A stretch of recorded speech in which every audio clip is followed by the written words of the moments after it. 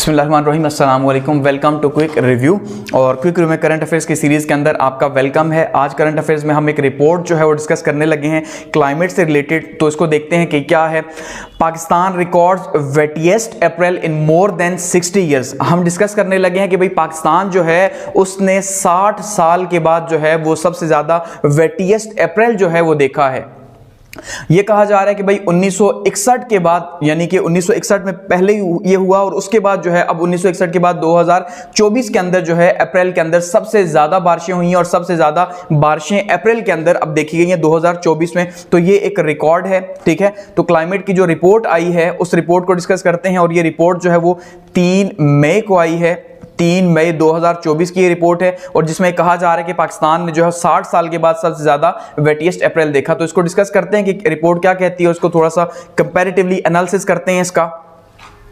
अब देखिए, सबसे पहले अगर हम बात करते हैं कि ये इवेंट क्या है, तो अब इस टाइम पे हम ये देख रहे हैं, अगर हम थोड़ा सा पाकिस्तान को समझने से पहले, इस रिपोर्ट को समझने से पहले थोड़ा सा अपने गिरदोनवाह पे नजर डालें, तो हम ये देख रहे हैं कि इस टाइम पे जो क्लाइमेट चेंज है वो ग्लोबली जो है उसके पैटर्न चेंज हुए हुए हैं, ठीक है। यानी ये फिनोमेना सिर्फ पाकिस्तान के लिए नहीं है कि पाकिस्तान के जो है वो यहां पे हम ये देख रहे हैं कि भाई अप्रैल के अंदर जो है वो 60 साल के बाद जो हम ये देख रहे हैं इतनी ज्यादा बारिशें होगी, बल्कि हम अपने रीजन के अंदर भी देखें तो वहां पे भी हम ये देखते हैं कि जो मौसमियाती तब्दीली है, जो क्लाइमेट चेंज है, वो एक हकीकत है, लेकिन वो इसके अपोजिट है। अब अपोजिट कैसे है? अगर हम अपने रीजन के अंदर देखते हैं, एशिया के अंदर, साउथ एशिया के अंदर, तो वहां पर भी हमें ये देखने को मिलता है कि वहां पर भाई अप्रैल जो है वो बहुत ज्यादा गर्म रहा। जितना वहां पर गर्म रहा, जितनी ज्यादा गर्मी रही, हीट वेव रही, उतना ही पाकिस्तान में उसके अपोजिट जो है वो टेंपरेचर बहुत नॉर्मल रहा, ठीक है। और यहां पे बहुत ज्यादा बारिशें हुई। तो ये कहा जा रही है अप्रैल 2024 के अंदर हम ये देख रहे हैं कि मेजर जो है वो प्रोलॉन्ग्ड हीट वेव रही है। बहुत ज्यादा हीट वेव थी अप्रैल के अंदर। खास करके यहां पे अगर हम देखते हैं तो बांग्लादेश के अंदर हमने देखा, इवन बांग्लादेश के अंदर 2 बार स्कूल जो है क्लोज हुए, ठीक है। इतनी ज्यादा हीट वेव रही। इसी तरह से ईस्टर्न इंडिया के अंदर, बांग्लादेश के अंदर, ईस्टर्न इंडिया के अंदर जो है वो हमने देखा कि काफी ज्यादा हीट वेव रही। इसी तरह से साउथ ईस्ट एशिया के अंदर, ठीक है, हमने देखा कि वहां पे भी काफी ज्यादा रहा। तो ये कहा जा रहा है कि भाई ये साल जो है वो अल नैनो ईयर है। अल नैनो का सिंपल मतलब ये है कि भाई जो टेंपरेचर है वो ज्यादा हो जाएगा इस साल, ठीक है जी। इस साल टेंपरेचर ज्यादा रहेगा अल नैनो ईयर की वजह से। नॉर्मली अल नैनो ईयर में ये होता है कि भाई जो समंदर हैं वो बहुत ज्यादा गर्म हो जाते हैं और समंदर का पानी जो है वो ईस्ट की साइड पे गर्म पानी बहना स्टार्ट हो जाता है। तो जो ईस्टर्न कंट्रीज है वहां पे टेंपरेचर भी बहुत ज्यादा होता है, वहां पे बारिशें बहुत ज्यादा होती हैं, फ्लड्स आते हैं। तो इस तरह से हमें काफी ज्यादा देखने को मिलता है अल नैनो ईयर जहां पे हो तब, ठीक है। अब इसी तरह से फिलिपाइन का यहां पे जिक्र आ रहा है कि भाई फिलिपाइन के अंदर हम देख रहे हैं वहां पे भी टेंपरेचर बहुत ज्यादा रहा। वहां पे भी अप्रैल का महीना जो है वो शदीद टेंपरेचर का रहा। तो ये चीजें बता रही हैं कि भाई जहां पे इन इलाकों के अंदर, ठीक है, हमारे रीजन के अंदर वहां पे अप्रैल इतना शदीद रहा, वहीं पे पाकिस्तान में उसके हमें अपोजिट ही जो है वो देखने को मिला। अब पाकिस्तान में हम क्या देखते हैं जी, इसके साथ साथ पाकिस्तान से पहले यहां पे बैंकॉक में भी कहा जा रहा है, थाईलैंड जो है आपको पता है थाईलैंड का कैपिटल है बैंकॉक, तो वहां पे भी टेंपरेचर अप्रैल के महीने में 40 को उसने क्रॉस किया, ठीक है। तो इससे ये आइडिया हो रहा है कि भाई हमारे जो इर्द गिर्द है वहां पे हीट वेव रही है शदीद वाली। बांग्लादेश के अंदर स्कूल एक बार क्लोज, दूसरे बार क्लोज, और वहां पे भी जो है इसका बहुत ज्यादा इंपैक्ट हमें देखने को मिल रहा है। तो अब अगर हम पाकिस्तान को देखते हैं तो पाकिस्तान जो है उसका ये अप्रैल 1961 के बाद, 1961 के बाद जो है सबसे ज्यादा वेटिएस्ट जो है वो ईयर रहा, ठीक है, 1961 के बाद। और इसका कंपैरेटिव अगर हम देखें, एनालिसिस देखें, तो 2023 के मुकाबले में 2024 में बारिशें डबल से भी ज्यादा हुई हैं, ठीक है। यानी 2023 में जितनी बारिशें हुई थी उससे ज्यादा जो है वो इस बार हो गई। उसका आइडिया ये है कि 2023 के अंदर हमारे पास 59.3 मिलियन जो है वो बारिश हुई, और जबकि 2024 के अंदर, और 2023 के अंदर कितनी हुई, 22.5। अब 22.5 mm बारिश और 59.3 mm बारिश, तो तकरीबन 3 गुना के करीब जो है वो बारिश हुई है अप्रैल का कंपैरिजन अगर हम कर रहे हैं। तो इसका मतलब 2023 अप्रैल और 2024 अप्रैल, इसके अंदर हमें बहुत ज्यादा डिफरेंस देखने को मिला है। 3 गुना ज्यादा हम ये देख रहे हैं कि भाई बारिशें हुई हैं। अगर हम इसी तरह से हम इंचेस के अंदर हम देखते हैं ना, तो हम ये देख रहे हैं कि भाई लास्ट अप्रैल के अंदर 0.9 इंचेस जो है बारिश हुई थी, जो कि इस टाइम पे 4 इंचेस के करीब जो है बारिश हुई है। इसका मतलब यह है कि बहुत ज्यादा हमें सच में डिफरेंस देखने को मिल रहा है कि इतनी ज्यादा पाकिस्तान के अंदर जो है बारिशें हुई हैं। अब अगर हम इसके इंपैक्ट्स की बात करते हैं तो इंपैक्ट ऑन बलूचिस्तान प्रोविंस के सबसे ज्यादा अगर हम देख रहे हैं कि इसका जो असर है वो हमें बलूचिस्तान के ऊपर देखने को मिल रहा है, क्योंकि पूरा मुल्क एक साइड पे और बलूचिस्तान एक साइड पे। अब नॉर्मली अगर हम देखते हैं तो बलूचिस्तान इसलिए मशहूर है कि बलूचिस्तान के अंदर बारिशें कम होती हैं। उनकी जो बलूचिस्तान की जो ट्रेन है वो ये बता रही है, प्लेटू लैंड्स वगैरह, कि वहां पे बारिशें कम होती हैं, गर्मी ज्यादा होती है, ठीक है। तो लेकिन अब क्या हो रहा है कि अब हम देख रहे हैं कि वहां पे सबसे ज्यादा असर इसका हुआ है। 437% बारिशें जो है वो ज्यादा हुई हैं एवरेज से, 437% ज्यादा एवरेज से बारिशें हुई हैं। इसी वजह से वहां पे सैलाब आया, आपने देखा, ठीक है, और वहां पे जो है बहुत ज्यादा डैमेज हुआ, नुकसान हुआ, लाखों का नुकसान हुआ, ठीक है। इसी तरह से अमवात हुई है बलूचिस्तान के अंदर। तो ये अप्रैल का महीना बलूचिस्तान के लिए बिल्कुल भी अच्छा नहीं रहा। तो बलूचिस्तान सबसे ज्यादा आप ये कह सकते हैं कि इन बारिशों से अप्रैल के अंदर जो है वो इफेक्ट हुआ है। अब ह्यूमन कॉस्ट अगर देखते हैं एक्सट्रीम वेदर की, ये जो अप्रैल रहा है उसके सिर्फ हिसाब से, तो अप्रैल के अंदर ये कहा जा रहा है कि भाई 144 डेथ्स हुई हैं, ठीक है जी। सिर्फ अप्रैल में इन बारिशों की वजह से 144 डेथ्स हुई है पाकिस्तान के अंदर, जिसमें खैबर पख्तूनख्वा सबसे टॉप पे रहा, 30 वहां पे जो है डेथ रोल सबसे ऊपर रहा, और जिसमें 38 बच्चे भी शामिल हैं। और खास करके जो हमारा खैबर पख्तूनख्वा के जो एजेंसीज के एरियाज है वहां पे काफी ज्यादा इसके असरात हुए, वही जो हमें बलूचिस्तान के अंदर देखे वही यहाँ पे एजेंसीज के जो एरियाज हैं यहाँ पे हमें देखने को मिले। और इसके साथ साथ 3500 जो घर हैं वो भी डैमेज हुए हैं केपी के अंदर। तो केपी को जो है, या खास करके जो लो इंफ्रास्ट्रक्चर के एरियाज हैं उनको जाहिर बात है इसका नुकसान ज्यादा हुआ। कच्चे घरों को ही ज्यादा नुकसान होता है, आपको पता है, ठीक है। तो कच्चे घरों को काफी ज्यादा इसका नुकसान हुआ।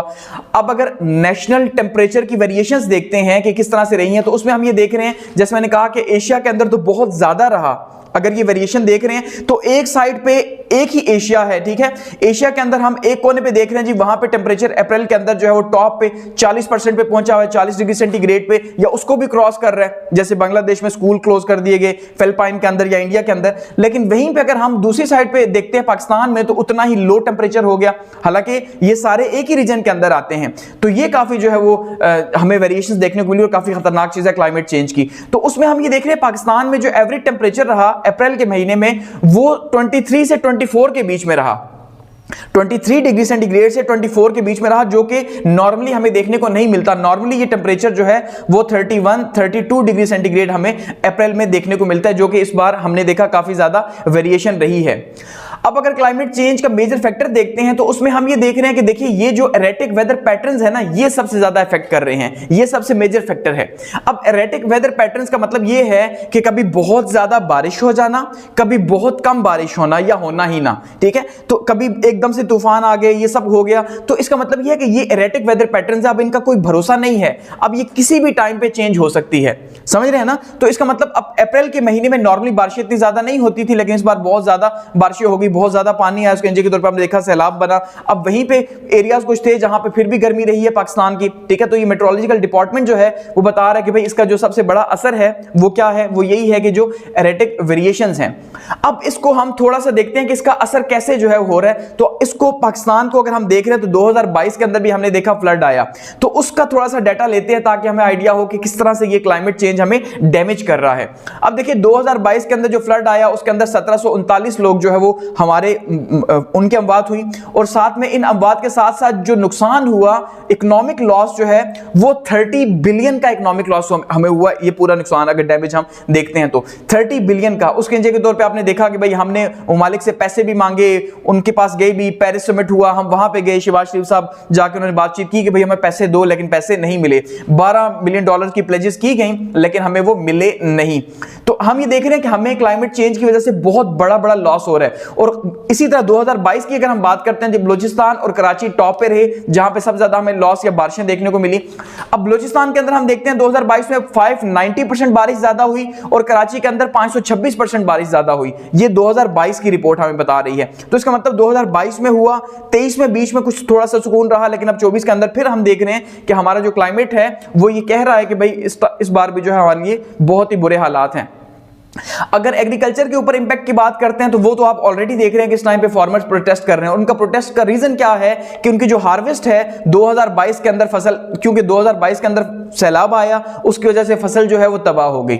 अब जब फसल तबाह हुई तो उन्होंने 2023 के अंदर क्या किया जी, ज्यादा फसल उगाने की कोशिश की, या खास करके जो 24 की पैदावार है। तो अब ये 24 की पैदावार जो है वो बंपर हो गई। अब बंपर हो गई तो गवर्नमेंट ने तो पहले ही 2023 में कमी की वजह से, क्योंकि प्राइसेस बहुत ज्यादा थी, फूड इन्फ्लेशन बहुत ज्यादा ऊपर जा चुकी थी, तो फूड इन्फ्लेशन को कंट्रोल करने के लिए गवर्नमेंट ने गंदम को इंपोर्ट कर लिया।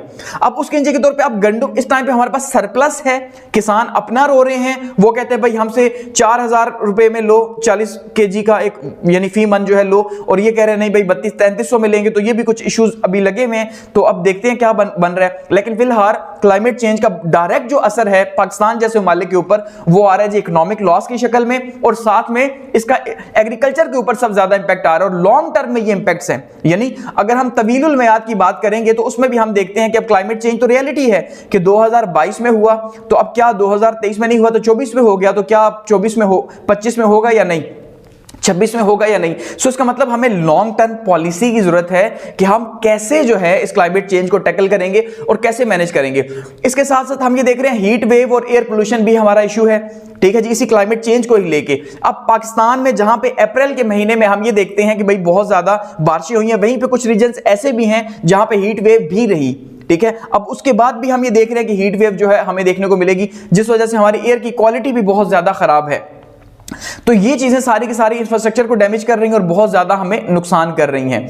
अब अगर हम देखते हैं कि हमें क्या चीजें चाहिए या किस पे सबसे ज्यादा थ्रेट है, खतरा कहां पे है सबसे ज्यादा, देखिए स्टेट को किन चीजों के ऊपर जो है वो इस टाइम पे रिस्पॉन्ड करना चाहिए सबसे ज्यादा। अगर हम पॉलिसी की बात करते हैं ना, वो कह रहे हैं हमारी पॉलिसी क्या है, देखिए सबसे ज्यादा हमें इस टाइम पे वाटर की क्राइसिस का सामना है, फूड के क्राइसिस का सामना है, और एनर्जी हमें क्राइसिस का सामना है। तो ये तीन चीजें ऐसी है जिसकी सिक्योरिटी की इंश्योरेंस इस टाइम पे जो है गवर्नमेंट को देनी है और इनको प्रोटेक्ट करना है। क्योंकि पानी देखिए जैसे जैसे क्लाइमेट चेंज आगे बढ़ेगा तो पानी के रिसोर्सेज कम होते जाएंगे, फूड हमारे पास शॉर्टेज होता जाएगा जैसे 2022-23 के अंदर हुआ, इसी तरह से एनर्जी के हमारे इश्यूज हैं। तो गवर्नमेंट को प्रायोरिटाइज करना होगा कि कैसे जो है वो इन चीजों को मैनेज करेगी और क्लाइमेट चेंज जो है उसके लिए प्रिपेयर्डनेस कैसे होगी, किस तरह से अगले सालों में जो है वो इन चीजों को मजीद रोक सकते हैं बढ़ने से, ठीक है। तो ये काफी इंपॉर्टेंट चीजें हैं। अब अगर गवर्नमेंट की प्रायोरिटीज देखते हैं और रिलीफ उनका देखते हैं, उसको देखते हैं, तो गवर्नमेंट जो है इस टाइम पे देख रही है, यानी जो वफाकी हुकूमत है, ठीक है, अगर हम उसकी बात करते हैं तो वफाकी हुकूमत देखती है जिस सूबाई को, ठीक है, वो कह रही है सूबे खुद करें, हम इस्लामाबाद के जिम्मेदार हैं, हमारे पास फंड्स नहीं है, उनका यही कहना है ना, ठीक है जी। अब इसका मतलब यह है कि वफाक देख रहा है सूबों को कि आप अपने मैय्यज खुद ले, क्योंकि 18th अमेंडमेंट के तहत अब ये आपका जो क्लाइमेट है ये अब एक नेशनल इशू तो है ही है, लेकिन आपका रीजनल इशू है, तो आप उसको खुद मैनेज करें। अब सूबे ये कहते हैं हमारे पास फंड्स नहीं है और वो वफाक को देखते हैं, तो ये हमारे इश्यूज हैं। और नॉर्मली हम ये देख रहे हैं, रिपोर्ट की डिस्कस करती है, वो कहती है कि भाई यहाँ पे पॉलिटिकल मैटर ज्यादा है, जो हमारे पास ये क्लाइमेट जिस तरह के जो इश्यूज हैं उनमें पॉलिटिकल मैटर्स काफी ज्यादा हैं। तो अब जो हमारे एनवायरमेंट साइंटिस्ट हैं, ठीक है जी, वो ये कह रहे हैं कि जब तक गवर्नमेंट ने प्रायोरिटाइज ना किया क्लाइमेट रिलीफ को तो हम आगे नहीं बढ़ सकते, हमारे लिए चीजें बहुत ज्यादा मुश्किल हो जाएंगी। और इन फ्यूचर पाकिस्तान को जो ये साइंटिस्ट है कहते हैं किस किस चीज के लिए मुश्किल होगी, देखिए हमारे पास कोई प्लेनेट बी नहीं है, ये एक रियलिटी है, ऐसा ही है। तो ये कह रहे हैं कि भाई इसका जो असर है वो कहां पे होगा, यानी असरात पाकिस्तान में तो होंगे ही होंगे, लेकिन खास करके जो नॉर्दर्न पार्ट्स हैं पाकिस्तान के, वहां पे इसके असरात होंगे, और ये काफी खतरनाक है। क्योंकि आपको पता है जो हमारे नॉर्दर्न एरियाज हैं, ये नॉर्दर्न एरियाज सेहत के लिए, हम ये कहते हैं सेहत के लिए जन्नत है, टूरिज्म का हब है। यहाँ पे बहुत जबरदस्त किस्म का मौसम होता है, सर्दियां हो गर्मियां हो, लोग यहाँ पे आते हैं टूरिज्म के लिए। लेकिन अब सबसे ज्यादा इफेक्ट इन्हीं एरियाज को होगा, क्योंकि वहां पे हो जाएगी गर्मी, वहां पे ग्लेशियर्स भी पिघलेंगे, जो आपको पता है 1700 किलोमीटर से ज्यादा पे हमारे ग्लेशियर्स जो है फैले हुए हैं पोलर रीजन के बाद। तो इसका मतलब जब ग्लेशियर्स पिघलेंगे, दरियाओं के अंदर भी तूफान तुगयानी आएगी, इसी की तरह जब गर्मी वहां हो जाएगी तो कोई नहीं जाना चाहेगा। अब लोग इसीलिए जाते हैं ना कि वहां पे टेंपरेचर वेरिएशन है, तो वो खत्म हो जाएगी। इसी तरह से हॉट डेज और हॉट नाइट्स जो है इनके वेरिएशन चेंज हो जाएंगे, ठीक है, ये ज्यादा हो जाएंगे, इनकी फ्रीक्वेंसी ज्यादा हो जाएगी।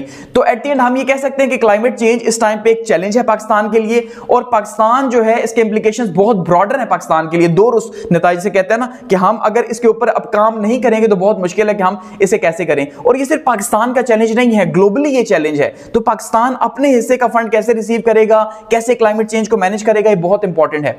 तो चीज़ें काफ़ी ज़्यादा डिफिकल्ट हैं। तो ये हमारे पास रिपोर्ट थी जी जो डिस्कस की है क्लाइमेट चेंज के हवाले से जो आई है, ठीक है। और थैंक्स फॉर वॉचिंग।